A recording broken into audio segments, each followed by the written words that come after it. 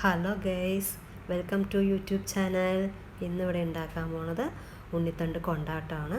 അതിലേക്കായിട്ട് 1 kilo പച്ചരിയും 15 മുളകും കൂടെ തലേ ദിവസം തന്നെ സോക്ക് ചെയ്ത് വെക്കുക. സോക്ക് ചെയ്ത ശേഷം അതിനെ നമ്മൾ ഒരു ഗ്രൈൻഡറിലിട്ടിട്ട് നന്നായിട്ട് അരച്ചെടുക്കാം. ആദ്യം മുളകിട്ട ശേഷം നമുക്ക് അതിലേക്ക് ബാക്കി ഒന്ന് അരിഞ്ഞ ശേഷം അരി ഇട്ട് കൊടുക്കാം. ആവശ്യത്തിന് ഉപ്പും ഇടാം. നന്നായി അരച്ചെടുക്കണം. നമുക്ക് വേണമെങ്കിൽ മിക്സിയിലും ഇട്ട് അരയ്ക്കാം. ഞാനിന്ന് ജാസ്തി ഉള്ളതുകൊണ്ട് ഗ്രൈൻഡറിലാണ് ഇട്ട് അരച്ചിരിക്കുന്നത്. നന്നായി അരച്ച ശേഷം നമുക്ക് അതിലേക്ക് ഒരു ഉണ്ണിത്തണ്ടാണ് നമ്മുടെ എടുത്തിരിക്കുന്നത്. അത് നന്നായി കഴുകി വാഷ് ചെയ്ത ശേഷം അതിന് പൊടിയായി അരിഞ്ഞ് നമ്മളൊരു കുക്കറിൽ മഞ്ഞൾപ്പൊടി ഇട്ട് വേകാൻ വെക്കണം. മഞ്ഞൾപ്പൊടി ഇട്ട് വെന്ത ആ ഉണ്ണിത്തണ്ട് ഈ അരച്ച മാവിലേക്ക് ഒഴിക്കണം.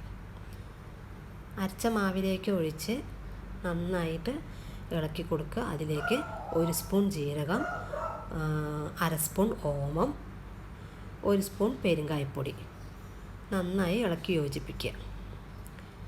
ഉപ്പെല്ലാം കറക്റ്റാണെന്ന് നോക്കണം. ഉപ്പ് പോരെങ്കിൽ നമുക്ക് കുറച്ചും കൂടി ഇട്ട് കൊടുക്കാം. നന്നായി ഇളക്കി കൊടുത്ത ശേഷം വലിയ പാത്രത്തിലാണ് നമ്മൾ ഇളക്കേണ്ടത്. ഇപ്പോൾ ഇത് ചെറിയ പാത്രത്തിലാണ്. അടുപ്പിലോട്ട് വെക്കുമ്പോൾ നമ്മൾ വലിയ പാത്രത്തിലേക്കാണ് വെക്കേണ്ടത്. എന്താ വെച്ചാൽ അതിനാവശ്യമായ നമ്മൾ വെള്ളം കൂടിയിട്ട് ആഡ് ചെയ്തിട്ടാണ് ഇത് ഇളക്കി കൊടുക്കുന്നത്. അടുപ്പിലോട്ട് വെക്കുമ്പോൾ സിമ്മിലാക്കി വെക്കണം. കനം കൂടിയ പാത്രത്തിലാണ് ഇളക്കി കൊടുക്കേണ്ടത്, അല്ലെങ്കിൽ അടിപ്പിടിക്കാനുള്ള സാധ്യതയുണ്ട്. അപ്പോൾ നന്നായിട്ട് സിമ്മിൽ വെച്ചിട്ട് തന്നെ അത് ഇളക്കി കൊടുത്തോണ്ടേ ഇരിക്കണം.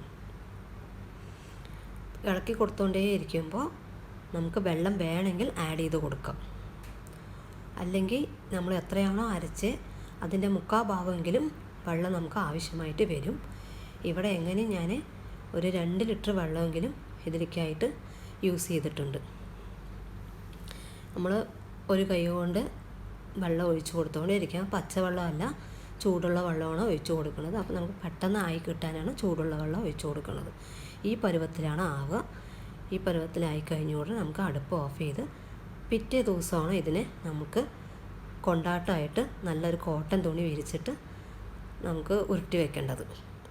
5 days നന്നായിട്ട് ഉണങ്ങണം. നല്ല ചൂടുള്ള എണ്ണയിൽ വറുത്ത് കോരി എടുക്കുക. അപ്പോൾ എല്ലാവരും ട്രൈ ചെയ്യണം. Thank you.